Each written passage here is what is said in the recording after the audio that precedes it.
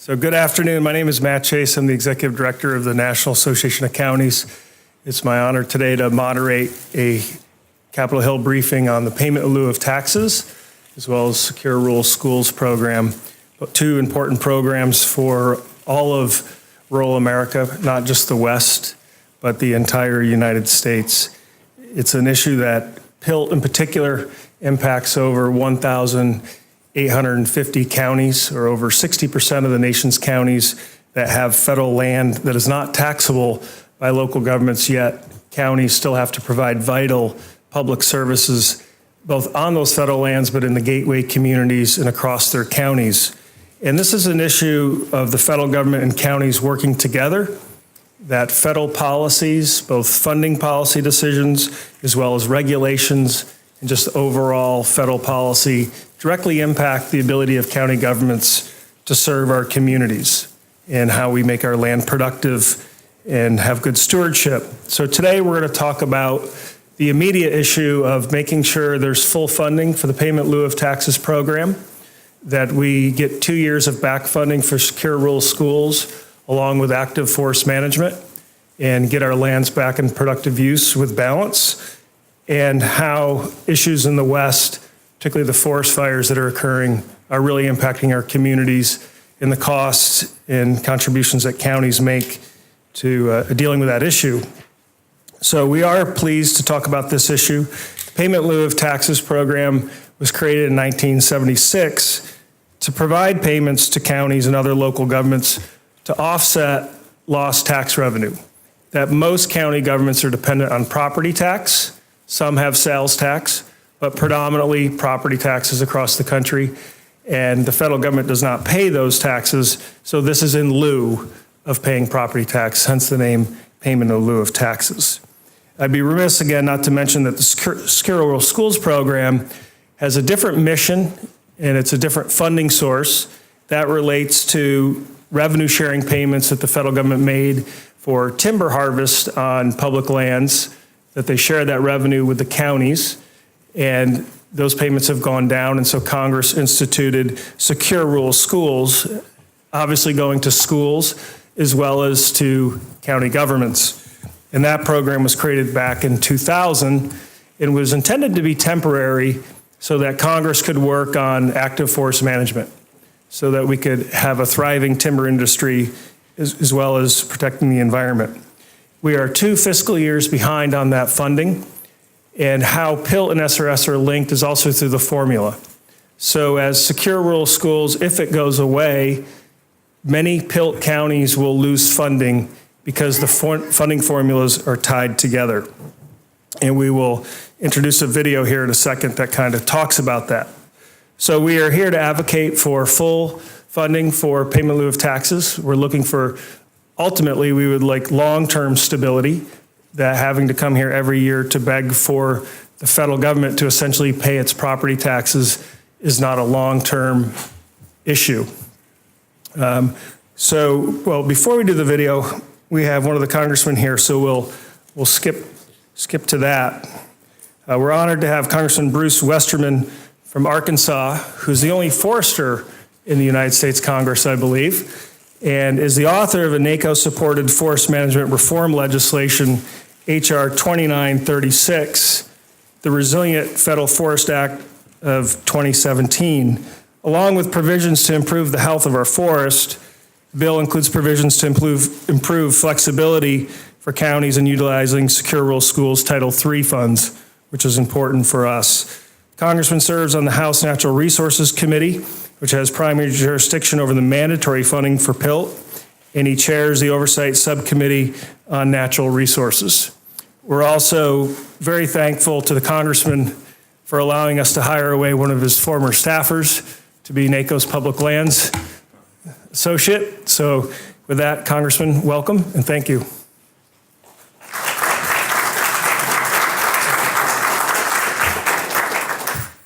Thanks, Matt. I'm not one to hold grudges, but I started not to come today because y'all robbed my legislative director for your new executive director. That is your title, isn't it, Jonathan? What is it?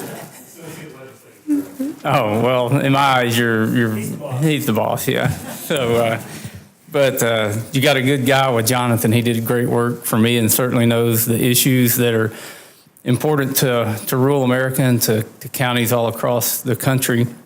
He did a lot of work with me on the Resilient Federal Forest Act. He staffed me on the Natural Resources Committee and obviously was my legislative director. So he's well versed in that.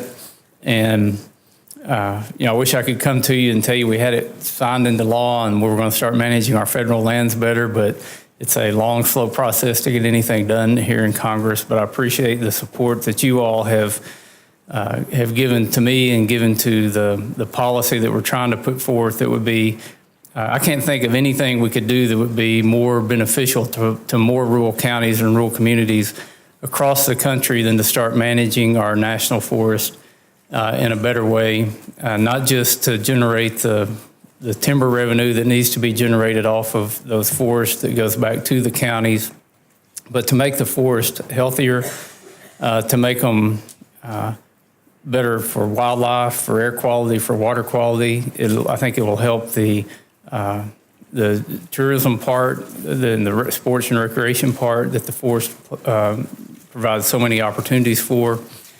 And I'm excited that we're getting new leadership in the Forest Service. I don't know how many of you know Tony Took, but he's was working out of the Atlanta region, and I've met with Tony. Always had good conversations with Chief Tidwell, but I believe Tony's wanting to make some changes administratively and do things to make the Forest Service work better for the American people. If you've looked at the news lately in between Katrina and Harvey and Irma and all the other things that are happening. By the way, I had an Aunt Irma one time, and it just bothers me that this ugly storm's named Irma. There's a lot of fires going on in the West this year, like we've been seeing in many years in the past. If you really dig into the numbers and look at the United States Forest Service, you could call it the United States Fire Service. Most of the budget's going to fire. Most of the employees are dedicated to fire. And I think we've drifted away from the original intent and purpose of even creating the Forest Service to manage this wonderful resource that we have, to leave it in better shape than we found it, and to have something that would help drive rural economies. And we've got to get back to that. Not just for the economic side of it, but for the health of the forest perspective. So that's what I'm continuing to work on. I've become the chairman of the Oversight and Investigation Subcommittee on the Natural Resources Committee. So if you see any kind of federal agencies that the Natural Resources Committee has jurisdiction over, where there's lack of transparency, lack of oversight or mishandling of funds, please let me know about that, because we want to make these agencies work for the American people and be good stewards of our tax dollars. Thank you again for all you do. When I look at my large rural district in Arkansas, I don't necessarily think of too many cities, because there aren't very many big cities, but it's the counties and the county governments that are the major drivers in those communities that handle bigger budgets and deal with more people. So I understand, from going back to when I worked in the Arkansas legislature, when I served there, to my service as a congressman for the 4th District of Arkansas, I continue to appreciate what counties do more and more. And every time I meet with county officials and meet with you all, and understand where your interests are and how well they align with the interests that I have. So thanks for coming back to DC, and thanks for giving me a few minutes to visit with you. Thank you so much. Thank you to the chairman for his time, and also love that the U.S. Fire Service, that Mother Nature will take care of our forests if we don't. So thank you again. At this time, we're gonna roll a quick video that just shows the importance of PILT and SRS, and then we'll keep going with our program.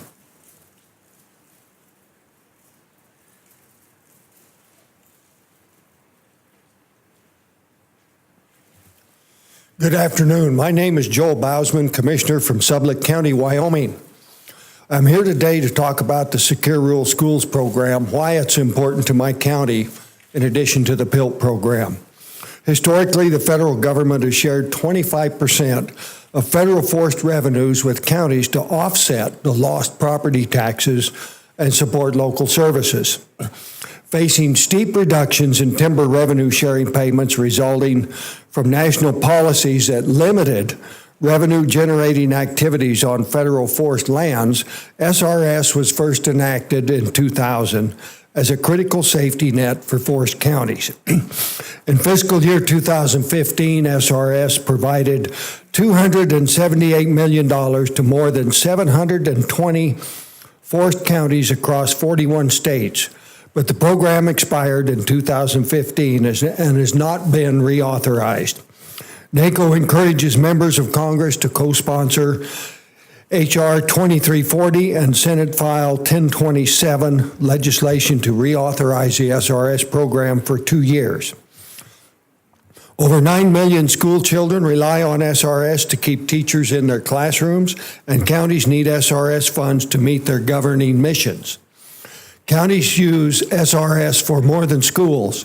They also provide needed funding for transportation, emergency services, and search and rescue missions. SRS also matters to the PILT program, as already explained under the PILT formula. Prior year federal payments are deducted before a county receives its PILT payment, so SRS is one of these payments that would be deducted. If SRS is not reauthorized, counties that receive SRS dollars will suddenly be eligible for PILT, meaning the PILT program will be spread thinner across more counties, leading to reduced payments in most counties. It is important that we authorize this program, at least for the short term, until we can be successful in achieving active management across our nation's forests. My home county, Sublette County, Wyoming, uses our county portion of our SRS funds to contract with a helicopter for search and rescue missions.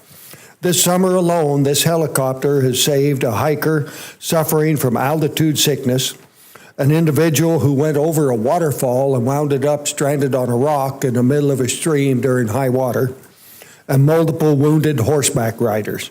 We have footage from some of these rescues that now we'd like to show you right now.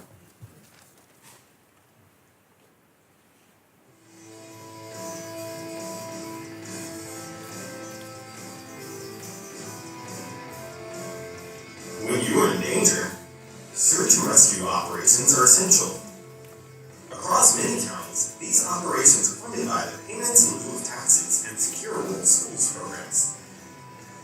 In 2017, over 1,800 counties, parishes, and boroughs received $465 million in Payments in Lieu of Taxes funds to invest in roads and bridges, medical services, law enforcement, and search and rescue. PILT helps to offset lost revenue from untaxable federal lands. Secure Rural Schools provided $278 million to over 700 forest counties to pay for education, roads, forest management, fire prevention, and search and rescue. SRS helps to compensate for shortfalls in revenue from reduced timber harvest. If SRS is not reauthorized, PILT payments will be spread thinner.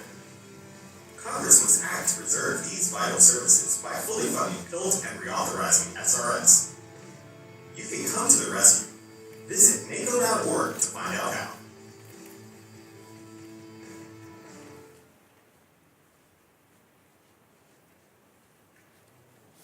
As you can see, SRS can help protect visitors in life-threatening situations. We'd like to again remind you to co-sponsor H.R. 2340 and Senate 1027, the House and Senate bills that would reauthorize SRS for 2 more years. Thank you very much for joining us and being here today.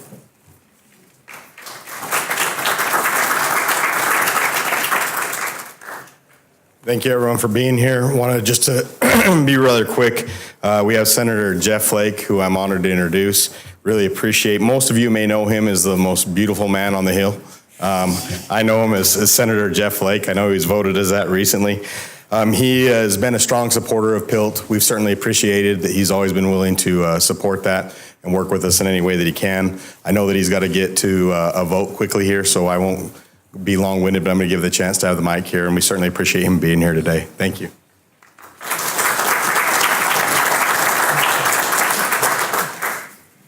Yeah, you still had time to get that most beautiful quip in. That's some survey they do, and it's something we, one by one, they get through all 100 senators at some point for that kind of thing. Anyway, I appreciate the introduction, and it's great to be here.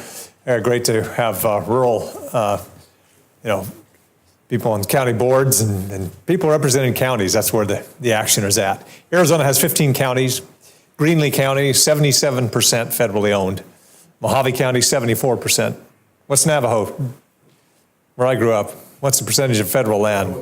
It's a lot. Anyway, but I grew up in the town of Snowflake, small town. I understand what, we're on the edge of the forest, and, there's just very little land to actually fund the services. EMS is mentioned. Schools, roads, infrastructure, it's difficult. And until the federal government does something different with regard to ownership of land, then the federal government has to come through. I've sought to have permanent funding for PILT. It seems that every year, whether it's a Republican or a Democratic president, that's always zeroed out to make the budget look better that they present, and then it's our job in Congress to make sure that that funding is restored. We've been able to do that, but it's been always late in the game, and it wreaks havoc on planning and budgeting, and so we've got to make sure that we fund it permanently. We were able to do so on another program, it was called the Doc Fix, reimbursements for doctors. That was something that for year after year after year, they didn't want to budget properly. We didn't want to budget properly for it, so we ended up every year backfilling it and doing it on a year-to-year basis. Finally, a couple of years ago, we made good. We made it permanent. And I think we can do the same thing with PILT. And so that's my effort. That's what I'll keep trying to do. I'm sorry we have a vote going on that we're in the middle of that I've got to get over and do, but I appreciate you coming here and educating us and our staff on these issues, and to give examples of why you need this funding and what it does to your budgeting to have that funding come late and not even knowing if it's going to come at all. So thanks for all you do. Appreciate having me here.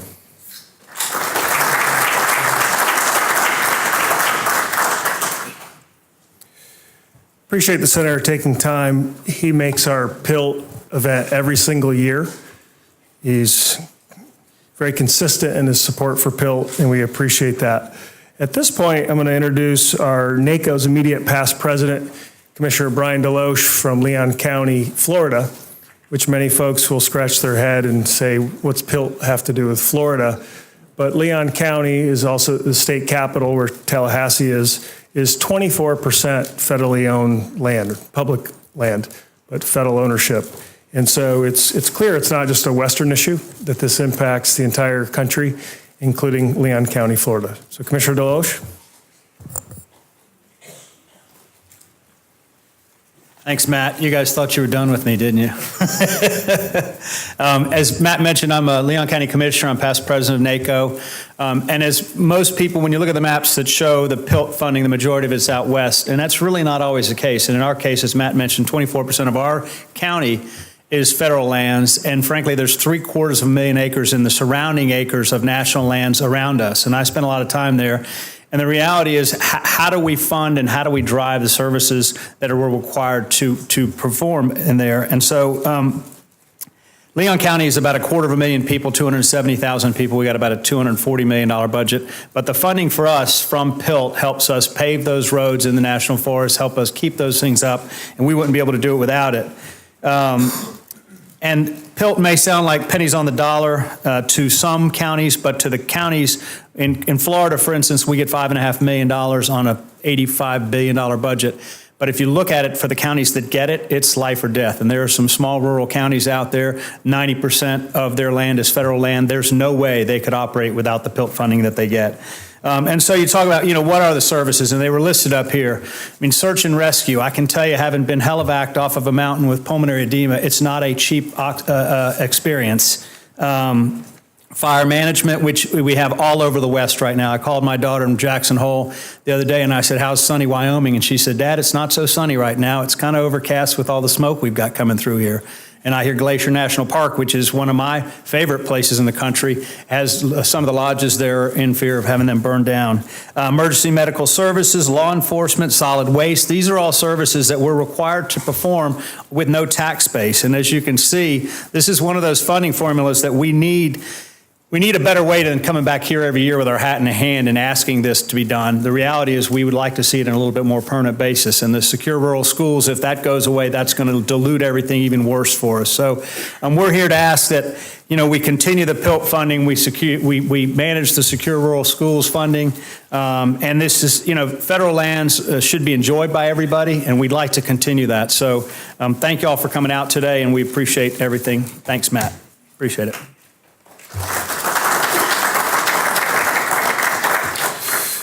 Thank you, Commissioner. Next, we'll hear from a county manager who has the professional responsibility of running the county day-to-day and making the budget work and making the operations smooth. So we'll hear from Becky Garland from Graham County, North Carolina. She's here to talk about PILT and SRS and the services that they provide to their residents in this county. It's near a national forest and national park. And so, Becky.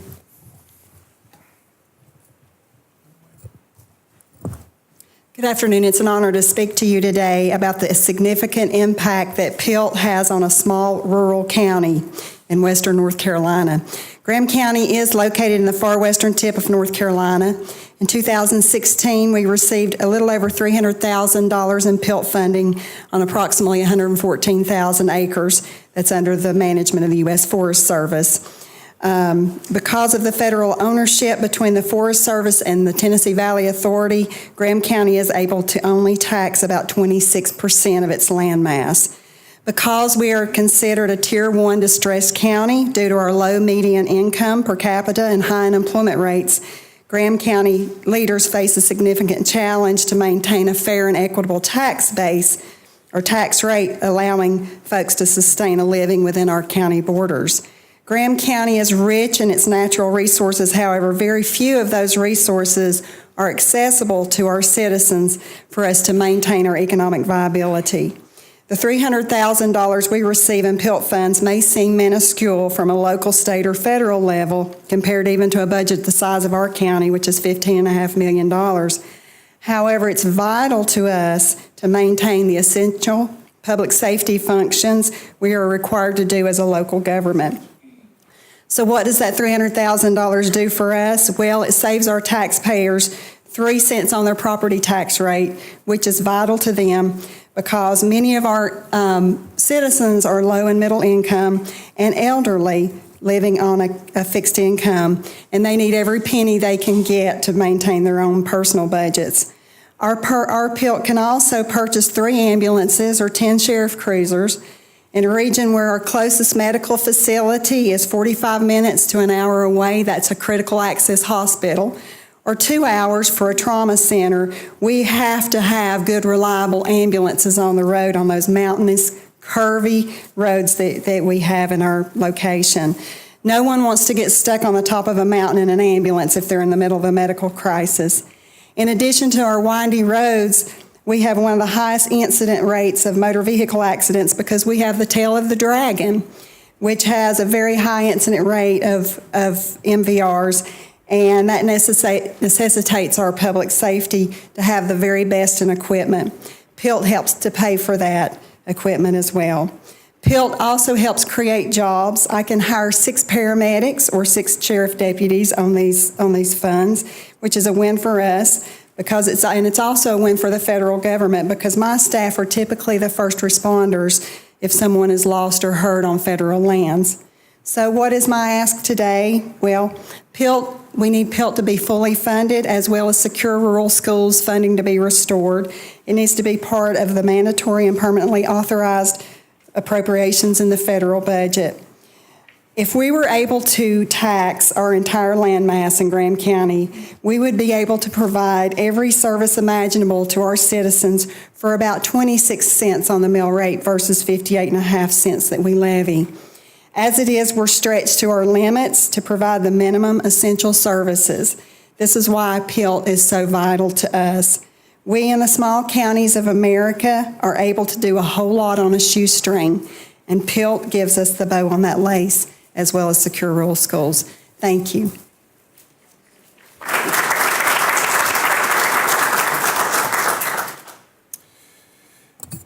Thank you, Becky. So we're going to wait for Chairman Bishop, and in the meantime, we have another quick video that reinforces the message here on PILT and secure rural schools.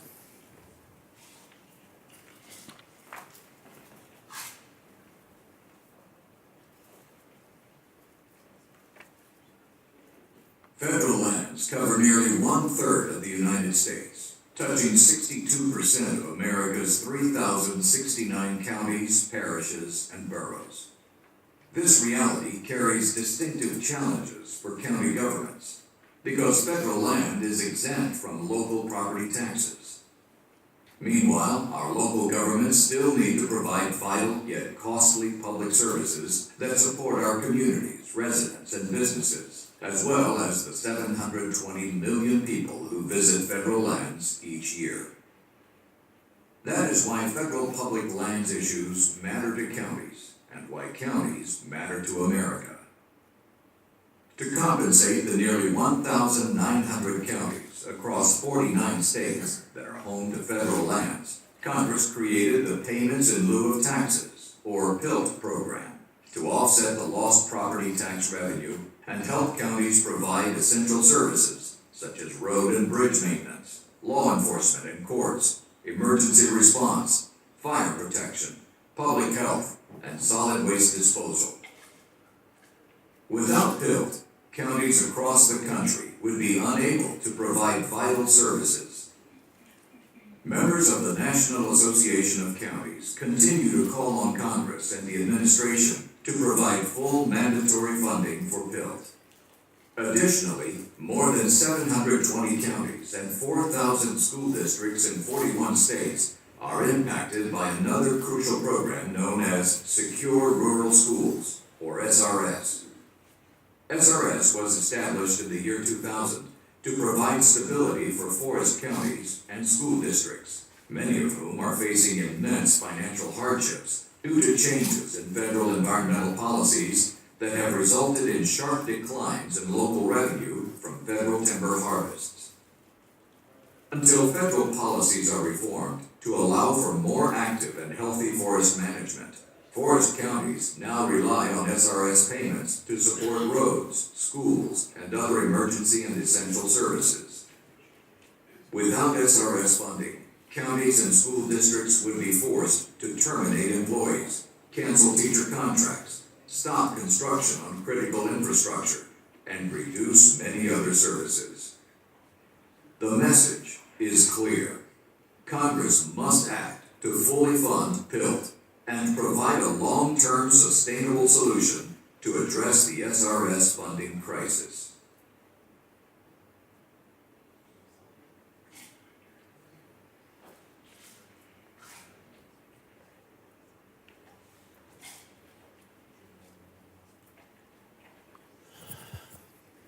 Well, thank you for the opportunity here to introduce my congressman, Congressman Rob Bishop, who is a native of Brigham City, Utah. He just lives up the road from me, and it's interesting. We had Senator Flake here a minute ago. They said he's the sexiest. Is that what it was? Most beautiful, most beautiful. Rob is the best dressed. I guarantee you when you get him up here, you're going to love the three-piece suit. And I'm dying, Congressman. If I had a head of hair like that, I would kill or die for a head of hair like that. But Congressman Bishop has always been a good friend to me and a great congressman as far as I'm concerned. It's wonderful to be able to go into his office and be able to come out with actual solutions. He cares deeply about counties and especially the natural resources in those counties, which makes complete sense why he would position himself, I think, to be in the position that he is in now as the Natural Resources Committee Chairman. So with that, Congressman Bishop, please come on up.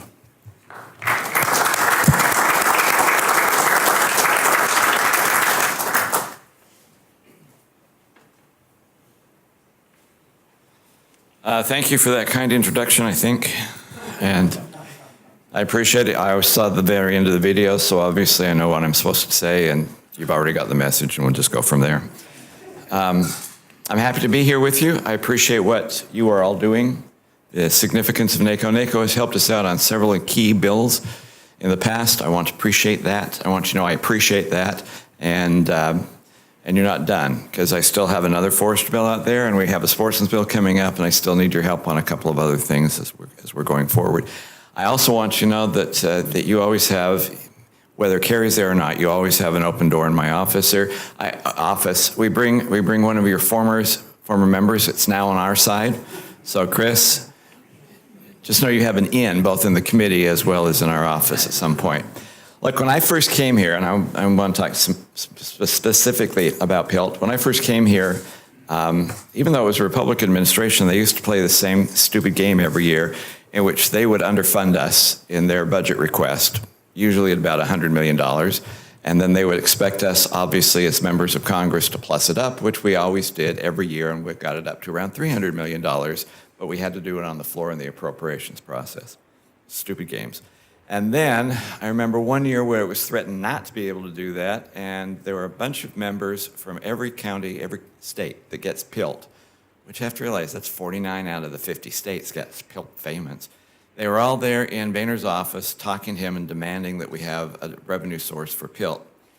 Two things came out of that. Number one is from that point on, it has always been part of the budget. So PILT is now within the budget. Number two, it's always been upped. I think we're closer to 460 million. Should be 5, but we're closer to that than ever before, and we don't have to play the silly game about the plus up down there. The third element, though, as I looked around the room, which I'd helped organize, is to look at all these people coming before the speaker, groveling for PILT money, and how embarrassing it was having to grovel every year for a bunch of money. Because I hate to say this, if he didn't have PILT and you actually had the land, by our estimates 20 years ago, conservative, the sagebrush value of land, you should be getting about $1.3 billion, not $400 million, from that land. So the real issue is about management, and the real issue is about control, and the real issue is that this is a nice Band-Aid approach. But we shouldn't be looking at it like this as the end-all, be-all. Control of that is something. So one of the things I hope you look forward from our committee that I am determined to do, come hell or high water, is have a bill that comes out of it that deals with the issue of coordination. FLPMA and NEPA is supposed to give you coordination. No one's ever defined that, and so there are a lot of agencies that have really quaint ways of how they check off the box with coordination. By coordination, I mean real involvement with elected officials, which is what was ever intended and the way it ought to be. Second thing that's coming out of there is we will have some legislation that deals with Bears Ears Monument. The important element for you is not necessarily the size of that, is that I am insisting that we put language in there that gives management control to San Juan County and the Native Americans who live in San Juan, not everybody in the country, but to those groups. There is a reason why you should care about that. If I can actually, for that monument, give management control to those people who actually live there, I've established a precedent that I can use somewhere else, and I think you can realize what that could mean for you in the future. That, to me, is essential. Help me get that across the finish line. A couple of things also, while you're talking to the senators over here. First of all, I appreciate having to come over to the Senate side of the Capitol. It's such a refreshing area over here. But I know the senators will tell you how difficult it is over in the Senate. That's the excuse. Make them do it. I've got to have something done over here. So I want you to push our Forest Resiliency Act. That solves the wildfire problem by managing the forest in the right way, by getting the cadexes in there, by making sure that we put limitations on the kind of lawsuits that can take place. That's the step forward. And we'll never solve the problem if we can't get that one through. We will pass it over quickly, with or without a wildfire funding mechanism, but we will pass it over quickly. They need to finish it. They need to do it. No excuses. I know it's tough. Big deal. It is still something that has to be done.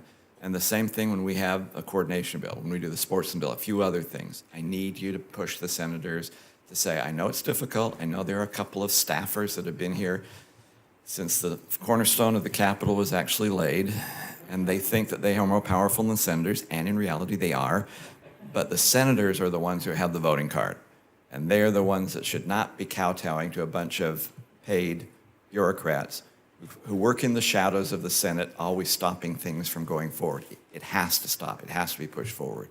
So if I can ask you to give that message as you're visiting your senators, tell them thank you. I know it's hard. Do it. And we'll try and do the same thing over on the House side.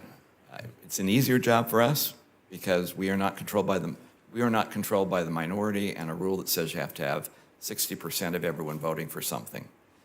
But you have to realize it used to be that way in the House side until Thomas Bracken Reed in the early 1900s decided to change it when he said the tyranny of the majority may be bad, but the tyranny of the minority is unendurable. And he was not going to sit for that. He changed the House and made it a majoritarian body. The Senate can do the same thing, and they have to get control of, or we have no future. So with that, I thank you. So it's about PILT payments. PILT payments will always be something that we will guarantee. They're in the base. They will always be in the base from here on in, but you're still getting a pittance of what you ought to have. And so the issue is not just the payments so that you're happy and you get your reward. This is not, I'm sorry, there are too many people in the East that look at this as welfare for the West, and in an element, they've got some truth to that. What we need is management control and true ability of having the ability of controlling your own destiny, and that's got to be the ultimate goal. I don't know if any of you have any questions. Tom's actually here. He speaks much more eloquently than I do, and he knows more than I do, which really ticks me off. I wish he'd quit doing that. But if there are any of you that have any questions or you want to hit me up before we turn it over, I don't know who's actually in charge. You're in charge. You ready? All right. Then, unless you really have a question, good choice. I usually turn no excuses. Thank you. Thank you, Mr. Chairman. For those of you who don't know me, I'm Randy Hanvelt from Tuolumne County, California. It's my privilege to introduce my Congressman, Tom Mcclintock. Tom represents 10 counties, and some of you will say, big deal. There's only 58 counties in California, and we have 53 representatives. He represents 17% of the counties in California. He's the chairman of the Federal Land Subcommittee, and he understands, he lives and breathes all of the issues that we're here for today, so I'm really pleasure to introduce him. I ask you to welcome my Congressman, Tom Mcclintock.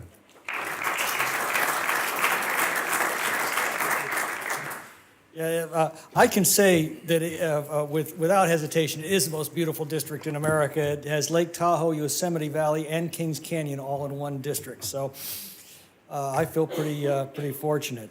Let me just continue on the theme that Rob began. You know, when we talk about PILT funding, we should never lose sight of the fact that it is a very, very poor substitute for the revenues that are generated locally by healthy economic activity and by federal revenue sharing. So our ultimate objective should not be to institutionalize PILT funding, but to restore active management of our federal lands and a healthy balance between federal land ownership and productive private ownership of the lands with each county of the nation. My congressional district's the heart of the Sierra Nevada of California. It once had a thriving economy based on sound forest management on the federal estate. The sale of excess federal timber provided a steady stream of revenues to local governments, as 25% of the proceeds went to those local government coffers. In addition, a thriving timber industry, including 149 sawmills in our state, provided both direct jobs and spin-off jobs, which meant higher sales and property taxes to local governments, higher income taxes to the state government, and proper management of the forest also meant a healthy forest environment as we could match timber density to the ability of the land to actually support it. But 45 years ago, as you know, laws were enacted that have made the management of our forests all but impossible. We've seen an 80% reduction in timber harvested off the federal forests, and a concomitant increase in acreage destroyed by forest fire, including 4 major fires that are burning in the Yosemite area right now. Of the 149 sawmills operating in 1981, only 27 remain today. So PILT's a very poor substitute for this economic activity and revenue sharing. The second issue that I touched on last year at this conference is the disproportionate size of the federal estate in many counties throughout the West. Federal government owns just 0.7% of the state of New York. It owns just 1.1% of the state of Illinois, just 1.8% of the state of Texas. But then go further west and you'll see the problem. The federal government owns and controls 62% of the state of Alaska, 2/3 of Utah, 4/5 of Nevada. It owns nearly half of my state of California. In one county in my district, Alpine County, the federal government owns 96% of the land. And the people from the eastern half of the United States have no idea what that means. That's all land that's off the local tax rolls. It's all land that carries increasingly severe restrictions on public use and access, which means it's generating very little economic activity to these regions. And often, federal ownership means that federal land use policies are in direct contravention to the wishes of the local communities that are entangled with it. Common complaints I hear all the time from my constituents and local government officials range from abusive federal regulatory enforcement, inflated fees that have forced families to abandon cabins they've owned for generations, exorbitant new fees that are closing down long-established community events, road closures, the arbitrary denial of grazing permits for family ranchers who go back generations on this land. A small town in my district trying to install a $2 million spillway gate for their reservoir was just given a $6 million estimate from the Forest Service to relocate a hiking trail and a handful of campsites. Tourism is now about the only contributor to the communities in my district, but overnight visits to the national parks are down. I believe the reason can be found in the attitude that replaced the vision of the founders, which was public use, resort, and recreation for all time. Those were the words of the original Yosemite Charter signed by Abraham Lincoln in 1864. That public use, resort, and recreation has now moved to a restrictive doctrine of look but don't touch. And we can't even take care of the land we already own. The National Park Service reports a $13 billion maintenance backlog. We can't take care of that land we have, and your local communities are stuck with an inattentive and incompetent landlord, and PILT funding only makes a small dent in that bad situation. Tuolumne County, Randys County, includes much of Yosemite National Park. It's one of the biggest recipients of PILT funding in my district. The federal government owns 3/4 of the land of that county. It gets $2.2 million in PILT funding out of roughly $150 million in operating revenue. So the federal government sits on 75% of its potential property tax base. It compensates at 1.5% of its budget in PILT funding. Fresno County is the largest PILT recipient in my district. The federal government sits on 40% of its land. It compensates it with 1% of its budget. Our short-term goal is to continue current levels of PILT funding that's contained in the appropriations bill we'll take up this week. I think Rob mentioned that. Our intermediate goal has to be long-term reauthorization, so you don't have to come back here every 6 to 12 months, so that you can plan long-term what PILT funding you can expect to receive. Counties impacted by excessive federal land ownership should not have to beg for reauthorization of this compensation every year. The problem is that every authorization must have a fiscal offset, and it's easier to find an offset 1 year at a time than 10. That's not an insoluble problem, but it's why the typical pattern of PILT authorization has been to take the path of least resistance, particularly with so many other fiscal issues demanding congressional attention. Our long-term goal, though, has to be to restore adequate land to every county and sound forest and resource management to the federal estate in order to support a thriving local economy and an ample local tax base. And that's why we've been trying to educate our eastern colleagues who don't have this problem. I point to tiny Alpine County and ask people to imagine how the economy of their community would fare if the federal government owned 96% of the land in their county, forbade or greatly restricted any economic activity on it, and ignored the pleas of the local city council or the county board of supervisors. I realize each county is different. Mariposa County in my district includes Yosemite Valley. That's certainly one of the crown jewels of the national park system. I'd say the crown jewel. Obviously, the federal government's presence there is essential for the preservation of this national treasure. There's always going to be a bigger federal footprint there than other parts of the country. but we've got to restore some balance and common sense to federal land ownership and management. Look at the Federal District of Columbia, nation's capital. Look at all the national monuments, the government buildings, the mall, all the memorials and parks. Federal government owns roughly 1/4 of the land area of the federal capital. 1/4. So there's no earthly reason why it should be sitting on 2/3 of Utah, 4/5 of Nevada, or half of California. Reminds me of Lincoln's story, the farmer who said, "Well, I ain't greedy for land, all I want's what's next to mine." The Federal Land Subcommittee has 3 overarching goals: to restore public access to the public lands, to restore sound management to the public lands, and to restore the federal government as a good neighbor to those communities that are most impacted by the federal lands. But overarching all of these imperatives is the simple fact that excessive federal land ownership in the West has become a stultifying drag on our economies and a direct impediment to the good care of our public lands. So there needs to be a proper balance, and that's what we're seeking to restore. So with that, I'll be happy to take any questions, or not. Great. Moving right along. Thank you very much. Before the chairman leaves, I want to thank him again, Congressman, for all your support.